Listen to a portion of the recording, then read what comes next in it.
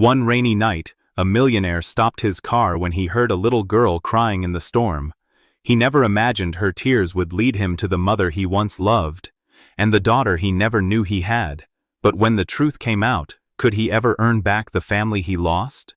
Before we dive in, tell me in the comments, where are you watching from, and what time is it right now? The storm raged across the city, lightning tearing the sky apart as if nature itself carried some unspoken grief. Alexander Reed sat behind the wheel of his luxury car, the leather interior warm, the engine purring like a beast under his control.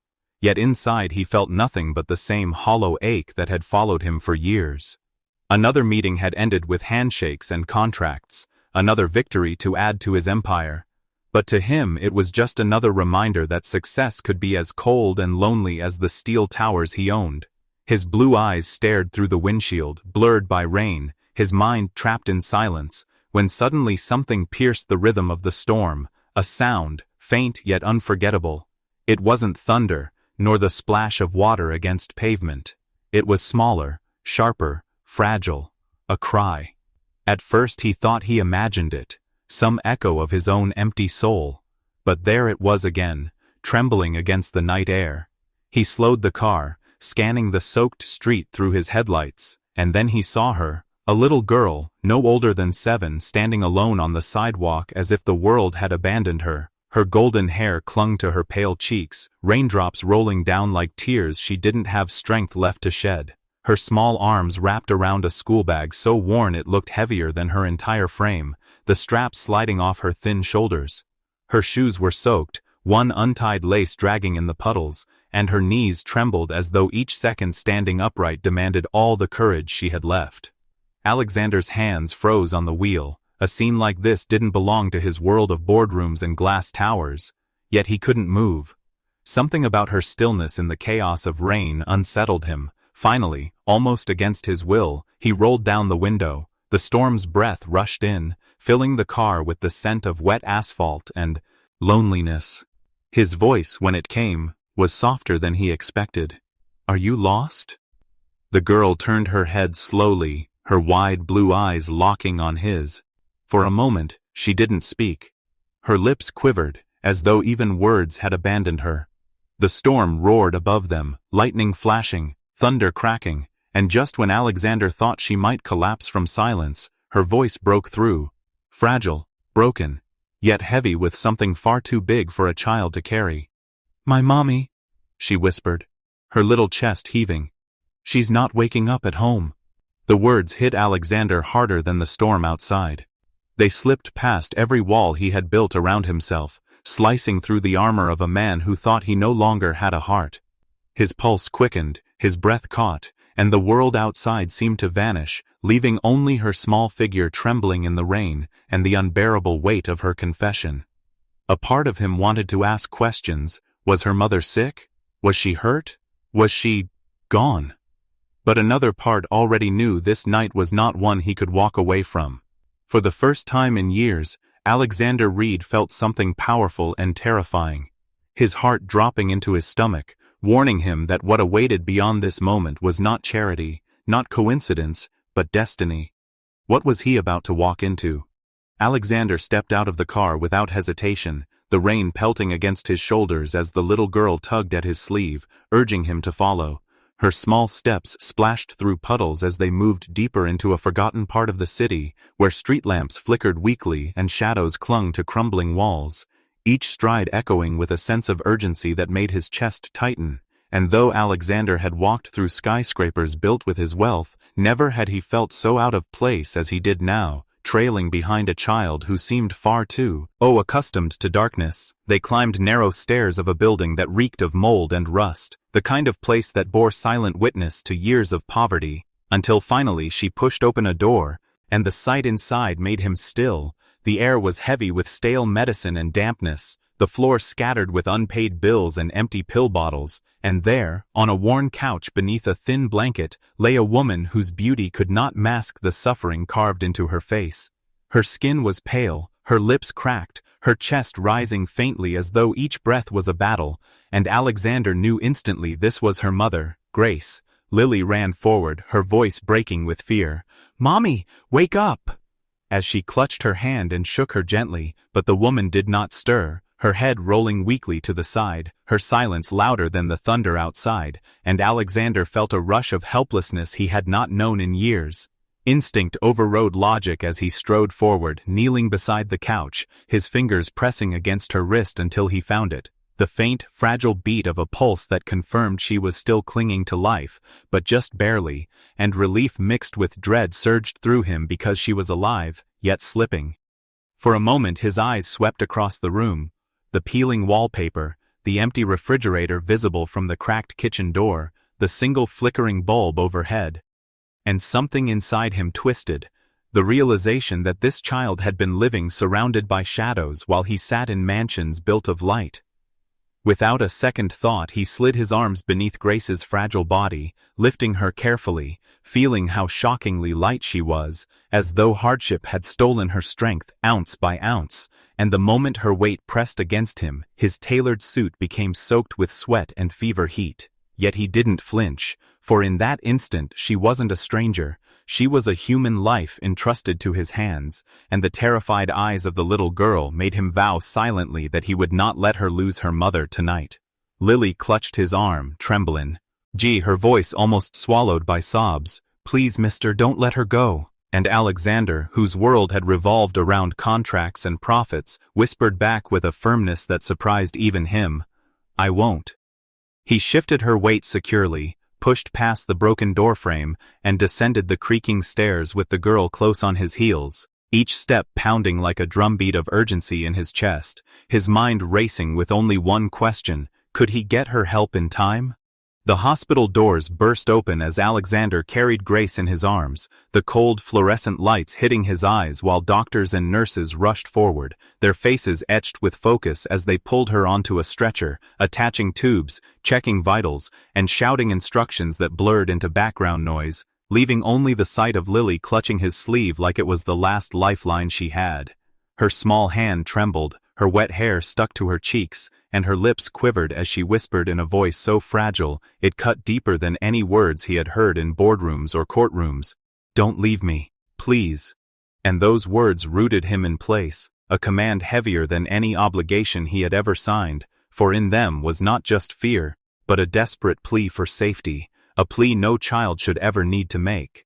Alexander, who had long forgotten how to kneel for anything, bent down until his eyes met hers, his expensive suit crumpled by the weight of humility, and for the first time in years his voice softened not as a performance, not as strategy, but as truth. As he said gently, "I won't go anywhere." And the way Lily's eyes widened with fragile trust made something inside him ache, something he thought was long dead. Hours blurred as Grace was wheeled behind double doors, the red light above them glowing like a warning, and Alexander sat in the waiting area with Lily curled beside him, her small body shaking with cold and fear, so he shrugged off his jacket and wrapped it around her shoulders, surprised at how natural it felt to protect someone not because of profit, but because of care. When he noticed her stomach growling softly, embarrassment flashing in her eyes, he rose without a word and returned with a tray of warm food, bread, soup, and a small cup of milk, and watched as she hesitated, as though kindness was something she wasn't used to receiving, then slowly began to eat, each spoonful carried with quiet gratitude, until she whispered with a shy glance upward, "Thank you, mister." And that single phrase struck him harder than any praise he had received in his life of luxury, for it was genuine, uncalculated, free of expectation. As he studied her delicate features, her tired eyes, her resilience in the face of abandonment, a deep ache pressed against his chest, and he couldn't understand why the sight of this little girl filled him with a pain that was not born of pity, but of recognition, as if her vulnerability mirrored something buried in his own forgotten past, something he had locked away. His thoughts spiraled. Why did this child's presence unsettle the fortress he had built around his heart? Why did her tiny voice echo louder in him than all the boardroom speeches and investor applause? Why did he feel as though fate had placed him here tonight for a reason beyond coincidence? And as he sat there, silent yet restless, he realized he was facing a question no wealth could answer. Why did helping this little girl make his chest ache with something he hadn't felt in years? The steady beeping of the heart monitor filled the sterile hospital room as Alexander stood silently, his tall frame casting a protective shadow over the fragile woman lying in the bed, her chest rising and falling with uneven breaths, while an IV dripped steadily into her arm. And though the doctors assured him that she was now stable, their warning had been clear. Her body was weak, her strength worn thin, and without long-term treatment she might never fully recover. So without hesitation he had pulled out his pen, signed every document, and paid for every service that could possibly keep her alive, because for reasons he could not explain, he could not bear the thought of her slipping away, not when that little girl depended on her, not when his own soul had been unexpectedly tied to theirs the moment he had stopped his car in the rain. Now, as night draped its heavy silence over the room, Lily had curled up in the chair beside her mother's bed, her tiny hand resting on Grace's fingers, as if her very touch would anchor her mother to this world, and Alexander, unable to look away, felt something stir deep within him when Lily's eyes, though closed in exhausted sleep, flashed in his memory, those bright, innocent blue eyes that mirrored a face from his past, a face he thought he would never see again. A face belonging to a woman who had once held his heart and shattered it with her sudden disappearance, leaving him haunted by unanswered questions, regrets, and wounds that no wealth could mend, and yet here before him lay a woman who carried the same features, the same softness in her jawline, the same quiet strength even in unconsciousness, and for a terrifying, breathtaking moment, he wondered if the universe was cruelly playing tricks on him, dragging his past into the present in the most unexpected way. He moved closer, brushing a damp strand of hair from Grace's forehead, his breath catching when her lips trembled as though murmuring in her sleep, words he could not hear but that seemed to stab at the locked chambers of his memory, and his chest ached in a way that made him grip the bed rail to steady himself, because he remembered long nights years ago when he had once dreamed of building a future with a woman who looked so much like her, a woman who had vanished before he could give her the ring he had carried in his pocket. A woman Watotus. Who might have been Grace, or was he merely clinging to ghosts? He pulled back sharply, his jaw tightening as he tried to push the thought away, yet the weight of curiosity pressed harder with every passing second, whispering questions he had no answers to, and he knew that tomorrow, when Grace awoke, he would demand to know the truth, because the resemblance was too strong, the timing too uncanny, and perhaps fate was giving him a second chance, or cruelly reopening a wound he had never truly healed. Was Grace Carter truly tied to the woman who had vanished from Alexander's life, or was destiny leading him into a deeper storm than he imagined? Grace's eyelids fluttered open as the rhythmic beeping of the heart monitor filled the dimly lit hospital room, her gaze unfocused at first, then slowly sharpening, and when her eyes landed on Alexander, a gasp escaped her lips, as if she had seen a ghost resurrected from memories she had fought desperately to bury, her frail hand instinctively clutching the edge of the blanket as though it could shield her from the weight of recognition. And Alexander, who had spent the long hours pacing corridors and staring at sterile white walls, froze at that single word she managed to utter. You.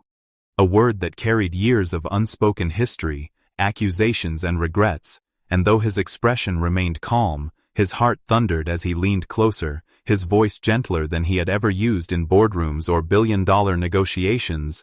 You know me? And in that fragile moment Grace's lips trembled violently, as though every syllable she wished to say had been locked away behind years of suffering, and instead of clarity, only tears welled in her eyes, spilling quietly onto the pillow as she turned her face away from him, unable to bear his gaze, whispering with a breaking voice, "Please, just take care of Lily." The words slicing through Alexander sharper than any contract betrayal he had endured, for here was a woman who clearly held a connection to his past, refusing to name it, refusing to reveal the truth that pressed against the silence like a secret begging to be freed, and he sat there, torn between the urge to demand answers and the compassion rising within him as he watched her fragile body, weakened by illness, fight to hold on, realizing that pushing too hard might break her completely. And as the night deepened, he saw Lily curled in a chair beside the bed, her tiny frame clutching a stuffed bear, oblivious to the storm of questions swirling inside him, and Alexander found himself torn between present duty and past wounds, for the resemblance between Grace and the woman he once loved was no coincidence his heart could dismiss. Yet her plea, soft and desperate, tethered him to the present moment, reminding him that above all, a little girl's fragile world depended on his choice. And when the doctor returned with updates about her treatment, Alexander's mind barely registered the medical jargon, for all he could hear echoing was Grace's plea, that haunting request that felt less like words and more like a shield against revelation, leaving him to wonder not only what she was hiding, but why she seemed more afraid of the truth than of death itself. And as he stood at the window, staring at the rain streaking down the glass, he clenched his fists, determined to unravel the mystery, no matter how many shadows he would have to chase, unaware that Grace, though appearing weak and broken, was silently battling the terror of secrets she thought she had buried forever. Secrets that now threatened to surface with Alexander's sudden return in her life, and the unspoken question hung thick in the room. Was she protecting Lily, or was she protecting Alexander from a truth too devastating to face? Alexander senses Grace's fear runs deeper than her illness. What secret is she guarding, and why does it feel like his entire past is hidden behind her silence? Days stretched into nights, and in that fragile scene, wretch of time, Alexander found himself bound to a world he had never imagined entering, visiting Grace's hospital room every day, not as a cold CEO fulfilling an obligation, but as a man whose footsteps echoed with purpose, carrying toys that lit up Lily's innocent face, ensuring the bills were covered before the doctors could even finish their sentences, and making sure no shadow of worry hovered over their tiny family, though he could not yet admit aloud what his heart was beginning to confess. Lily grew attached quickly, running to him with drawings she scribbled on paper napkins, asking him questions that pulled him from the fortress of his solitude, and each time she smiled, Alexander felt as though something locked away inside him cracked open, though he fought against it, fearing the very answers he sought, until one evening, beneath the muted glow of the hospital's nightlights, Lily sat quietly beside him, her small hand slipping into his, her touch warm and trembling, as though carrying the weight of a question far too big for her years. And when she lifted her blue eyes to meet his, they were mirrors of a past he could no longer deny, her voice fragile yet steady as she whispered, "Mr. Reed, are you my daddy?" And in that instant the world seemed to stop, the hum of machines fading, the ticking clock dissolving, leaving only the thundering of his heartbeat and the unbearable silence that followed, his chest tightening as though gripped by invisible hands, his mind reeling through memories of the woman who once walked away, the unanswered questions of his past colliding violently with the present, and his gaze, wide with shock, shifted to Grace, who had been watching, her eyes already brimming with tears, her lips quivering as though her soul had reached its breaking point, and when she could no longer hold back, the dam broke, sobs shaking her weakened frame as she whispered words that would forever alter Alexander's existence. "Yes, you are," each syllable drenched in regret, love and fear, and the revelation sliced through him, leaving him breathless, because suddenly the resemblance in Lily's eyes, the familiar curve of her smile, the inexplicable pull he had felt from the very first moment, everything made sense, everything connected, everything fell apart and came together all at once, and Alexander, a man who had controlled empires, signed contracts that shifted economies, and faced adversaries without flinching, now found himself trembling in the face of a little girl's truth, realizing he had been absent not by choice, but by fate's cruel secrecy, robbed of years he could never reclaim, yet gifted with a second chance he wasn't sure he deserved. And as Grace wept, guilt radiating from her like a confession carved into stone, he stood frozen between anger and mercy, torn between demanding why she had hidden such a truth and collapsing under the sheer weight of knowing his blood, his very soul, lived within that child clutching his hand. And though his mouth opened, no words came, for language seemed too small for the storm rising within him, leaving the room heavy with questions no one dared speak aloud, and the unshakable cliffhanger of his life now staring back at him. How could he step into the role fate had hidden from him for 7 long years, and what unspoken reasons had Grace carried that forced her to bury the truth of Lily's existence in silence all this time? Alexander's world has just shattered and rebuilt in one breath. Will he embrace Lily as his daughter, or will the weight of betrayal drive him further away?